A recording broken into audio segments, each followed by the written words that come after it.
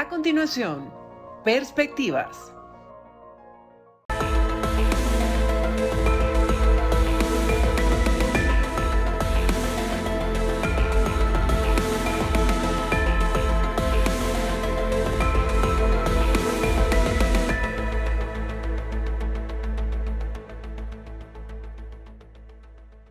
Bienvenidos una vez más a su programa Perspectivas. Les saluda Gaby Peroso.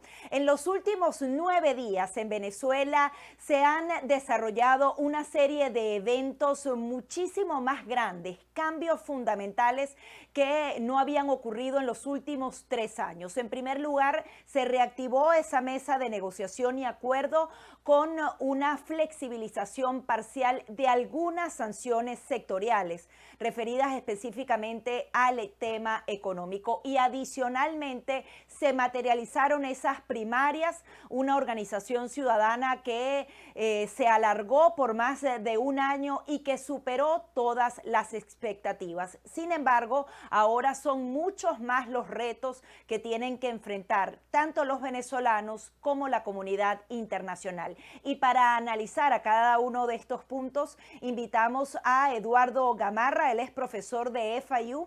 Él pertenece al Departamento de Política y Relaciones Internacionales de esa universidad, de la Florida International University. Muchísimas gracias, profesor, por estar aquí. Un placer estar contigo. Profesor, quería que justamente analizara estos dos hechos tan significativos para Venezuela y cómo esa mesa de negociación puede servir de soporte a ese resultado de las primarias alcanzadas este domingo.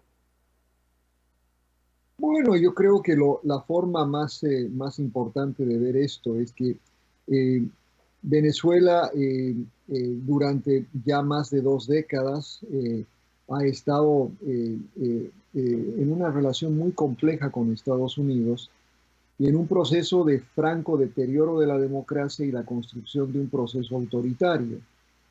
Y una respuesta de parte de Estados Unidos que ha sido casi única y exclusivamente la aplicación de sanciones. Esa política de sanciones, dependiendo del punto de vista, ha tenido buenos o malos resultados. Yo creo que ha tenido resultados algo ambiguos. Lo último que ha sucedido es lo que explicabas tú, que en parte producto de esta compleja relación, Estados Unidos, en un proceso último de negociación con el régimen de Maduro y con alguna participación europea, optan por un levantamiento parcial de sanciones, no solo parcial, sino temporal. Es decir, ustedes se comportan en términos de permitir elecciones libres, abiertas, con observación electoral internacional, y permiten, por supuesto, que los actores políticos participen y además liberan a prisioneros políticos que han tenido cautivos durante varios años, ¿no? Y nosotros, Estados Unidos, levantamos sanciones económicas, particularmente las que atañen al sector de petróleos.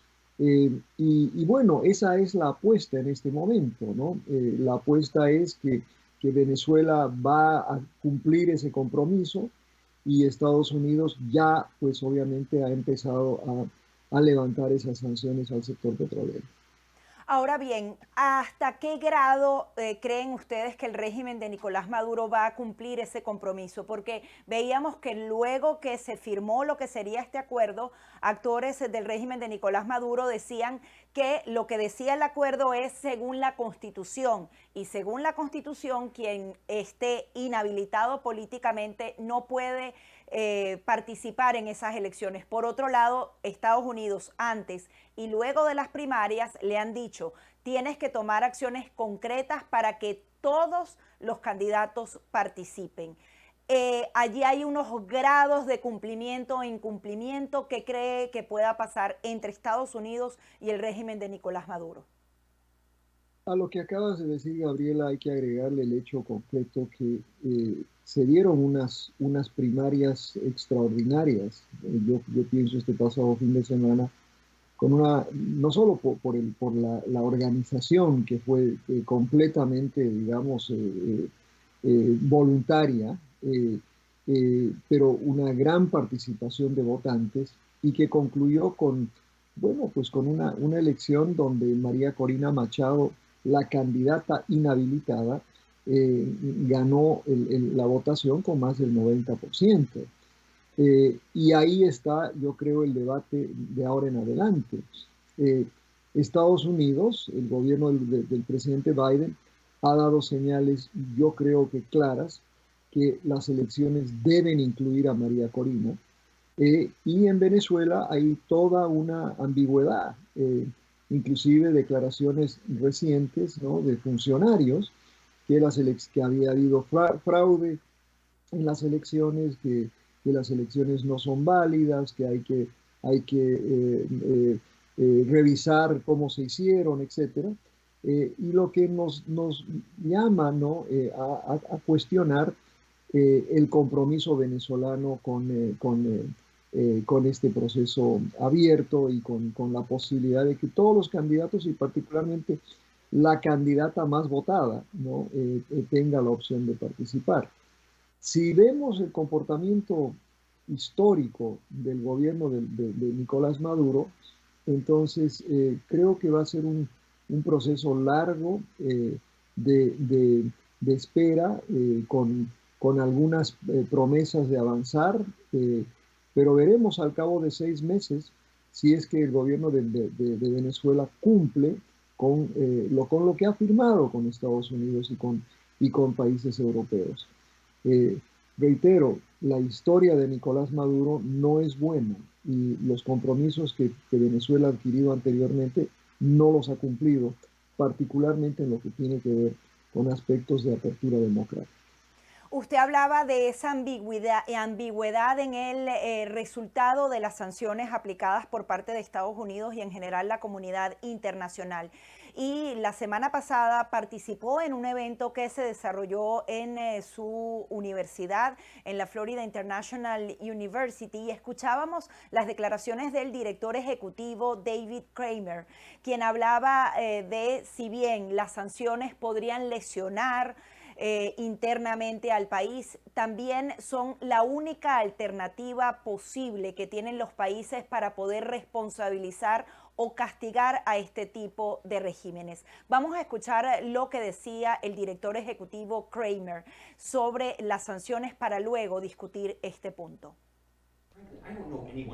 Francamente no conozco a nadie quien le guste las sanciones. Hay gente que las apoya y hay quienes se oponen a ella, pero Kerry y yo hemos trabajado antes en el gobierno de los Estados Unidos y entre nosotros reconocemos ciertos fracasos por parte de la política estadounidense. No quiero echarle la culpa ni la responsabilidad a los Estados Unidos por lo que sucedió en Venezuela, Irán, Rusia u otros países donde se han impuesto sanciones, pero donde son un reflejo de la política que hemos tenido hasta el momento. No ha funcionado. Y por eso las sanciones a menudo son una respuesta a un mayor deterioro de la situación dentro de un país del que verdadero cambio en el comportamiento de un régimen. Hay estudios académicos al respecto que muestran que las sanciones han funcionado aproximadamente en un 30% de las veces. Las sanciones más allá de eso han funcionado más eficazmente cuando están dirigidas específicamente y tienen un objetivo claro y específico. Pero el desafío que creo que todos debemos enfrentar, que creo que debemos responder, es si no ponemos sanciones, ¿qué hacemos para dejar constancia de nuestra desaprobación en ciertos comportamientos? Si no impusiéramos sanciones, que incluso si no enviáramos militares o algo, nadie quiere hacer nada, entonces ¿qué hacemos? Nada.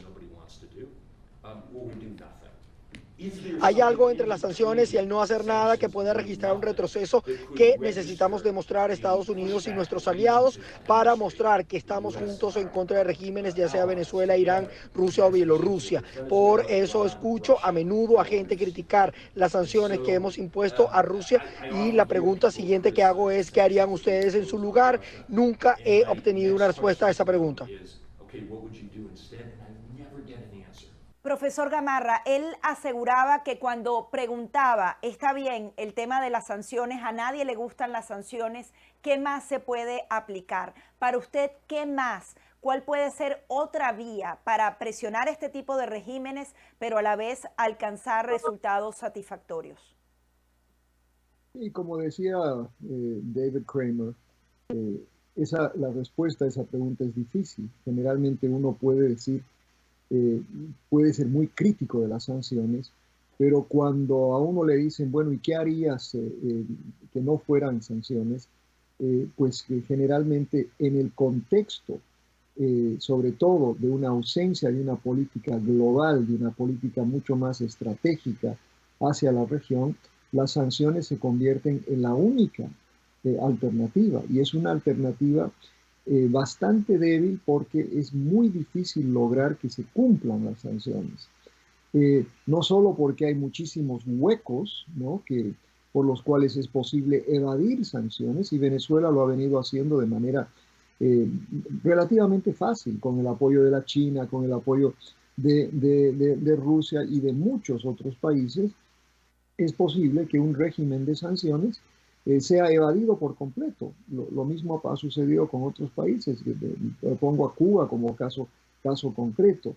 Entonces, en mi opinión, lo importante, y esto lo vengo diciendo hace mucho tiempo, creo que lo que carece la política actual es de una visión estratégica de largo plazo hacia la región. América Latina, inclusive Venezuela, bajo las circunstancias en las que se encuentra hoy, no es una prioridad para Estados Unidos.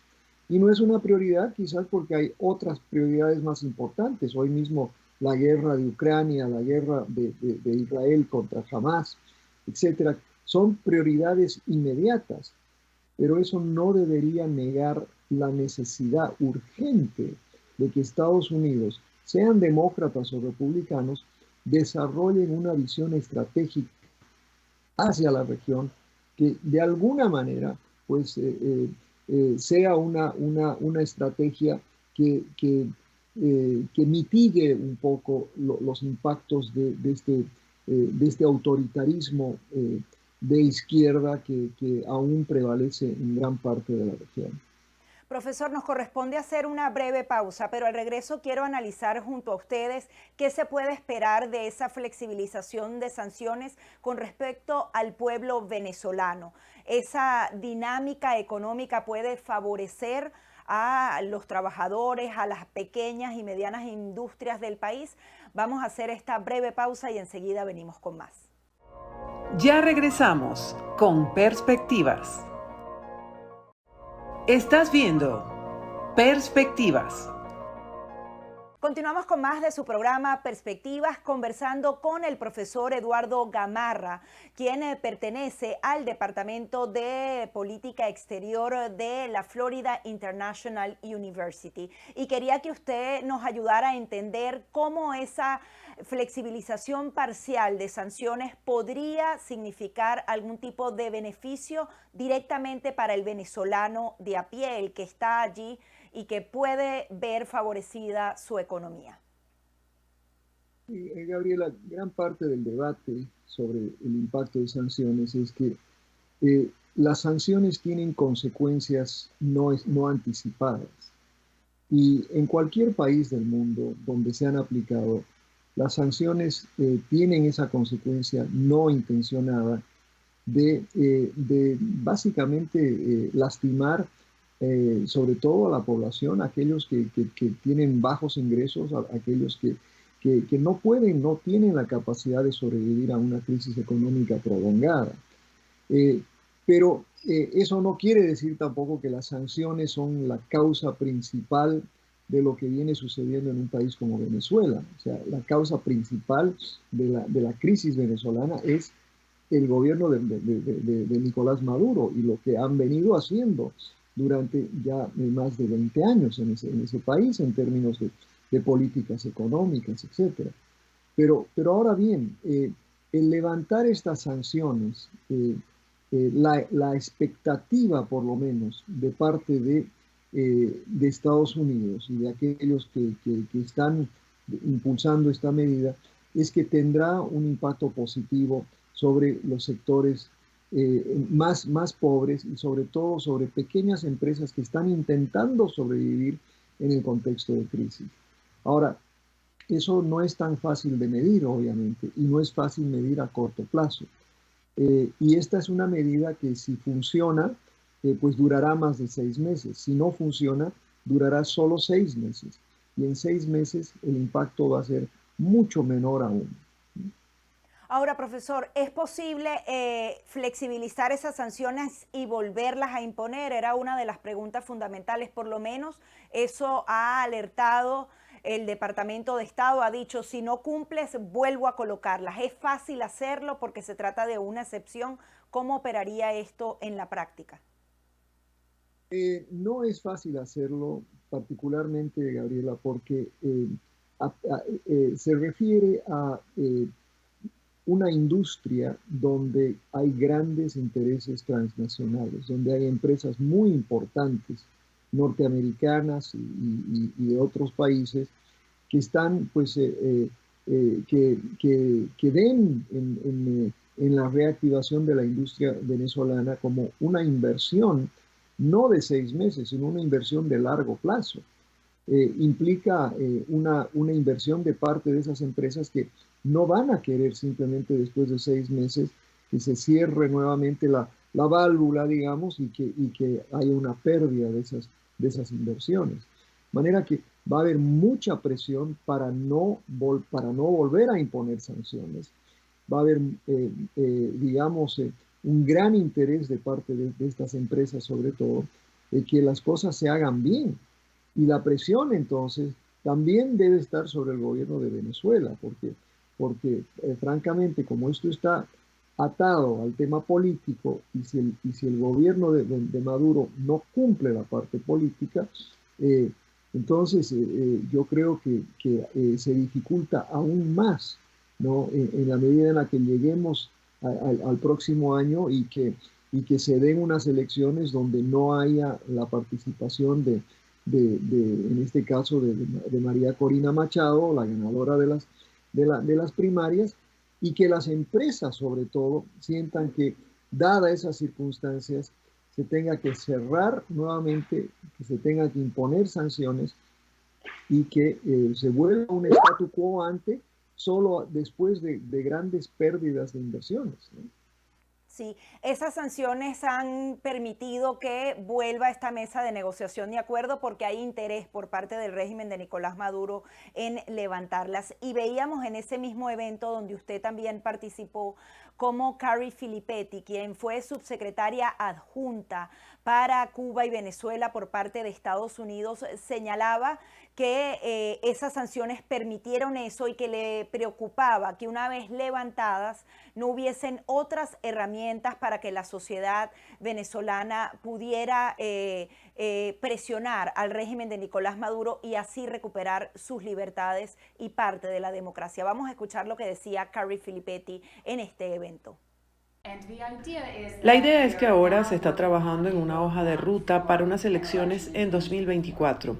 La administración Biden está trabajando en la idea de, bueno, no conseguiremos unas elecciones libres y justas, pero tal vez tengamos elecciones un poco más libres y más justas. Yo disputo esta idea porque la libertad no es como si pudieras ser 50% libre o 10% libre. Más bien funciona como un embarazo. ¿Estás o no estás embarazada? Y esto aplica especialmente cuando se trata de elecciones. Entonces, ¿qué hemos visto después de todo esto? ¿Venezuela ha mejorado en algo? Creo que la respuesta hasta la fecha sigue siendo no. No creo que las sanciones sean el fin de todo. Creo que probablemente sea un error confiarle al régimen la tarea de hacer lo correcto. Creo que es inteligente por parte de la administración Biden que hayan dicho que retomarán las sanciones si no hacen lo correcto. Así que ojalá eso suceda. La única razón por la que estamos más cerca de la libertad en Venezuela no tiene nada que ver con lo que está haciendo Estados Unidos. Tiene todo que ver con la oposición venezolana y cómo se han reorganizado para intentar movilizar a la gente sobre el terreno de Venezuela para que vuelvan a protestar y entiendan que el objetivo es recuperar la democracia y que puedan tener esperanza y optimismo hacia ese objetivo una vez más. Esa es la razón, ya sabes, no tiene nada que ver con lo que hemos hecho. No tiene nada que ver con el régimen de Maduro. En realidad es solo gracias a la oposición venezolana. Por eso hay que agradecerle a ellos por haber creado ese espacio. Y me preocupa mucho que de cara a la eliminación de las sanciones ya no vayan a tener ese espacio de nuevo. Profesor Gamarra, quería que nos comentara, ¿existe esa preocupación? ¿Realmente hay suficientes sanciones para seguir presionando al régimen de Nicolás Maduro? ¿Se corre ese riesgo de que sin sanciones ya el régimen pueda andar a sus anchas e incumplir los demás acuerdos que se puedan alcanzar en los próximos meses? Yo creo que las preocupaciones de Kerry están bien fundadas, ¿no? Creo que esa ha sido la práctica en Venezuela y creo que sí hay motivos para preocuparse. Existen otras sanciones, son varias, ¿no? Hay una cantidad enorme de sanciones que están vigentes todavía en Venezuela y que no han sido levantadas. La pregunta es si esas son suficientes, ¿no? Porque el objetivo de sanciones, sobre todo, es lograr un cambio en el comportamiento del régimen, ¿no? Y quizás uno diría, bueno, a través de estas sanciones hemos logrado que en Venezuela no haya una apertura democrática. Pero ¿qué pasa ahora si es que el régimen no cumple? ¿Las otras sanciones son suficientes? Yo creo que esa es una gran interrogante. Y por eso creo que la amenaza de volver a imponer las sanciones anteriores ausente otra estrategia, ¿no? Por eso el punto que hacía Kerry es muy relevante, en el sentido de que, y vuelvo a lo que dije anteriormente, como no tenemos otro instrumento y las sanciones se han convertido en el único instrumento, tiene un talón de Aquiles muy débil. Una vez levantadas, entonces, al no tener ninguna otra política, ¿qué hacer con un régimen como el de Maduro? Finalmente, profesor, ¿qué vislumbra usted a partir de esta semana con esa flexibilización de sanciones por lo menos por 6 meses, con una oposición reconfigurada? ¿Y qué tipo de recomendación podría hacer a los actores que ahora se despiertan? Porque esto reconfigura otra realidad para el país. Mira, yo creo que es un momento de muchísima expectativa y esperanza, ¿no? para los venezolanos, tanto dentro como fuera de Venezuela, ¿no? Que quizás ven después de mucho tiempo la posibilidad de electoralmente, ¿no? Tener éxito en lograr un cambio político en Venezuela. En ese sentido, creo, y esto es absolutamente vital, porque ha sido también un gran problema de parte de la oposición venezolana, la división. Y yo creo que en la medida en la que María Corina siga siendo la única candidata de oposición y que la oposición en general esté de acuerdo con que esta es la opción, creo entonces que hay un verdadero, es un momento importante. Mi preocupación, sin embargo, es que surjan otros candidatos, y surjan otros candidatos, algunos porque quieren, otros porque están siendo motivados por el mismo régimen, etcétera, y por supuesto la preocupación principal es que el gobierno de Maduro y sus funcionarios nos lleven hasta mediados hasta febrero, marzo, sin reconocer la candidatura de María Corina. Muchísimas gracias, profesor, por todas estas conclusiones. Gran placer, Laura.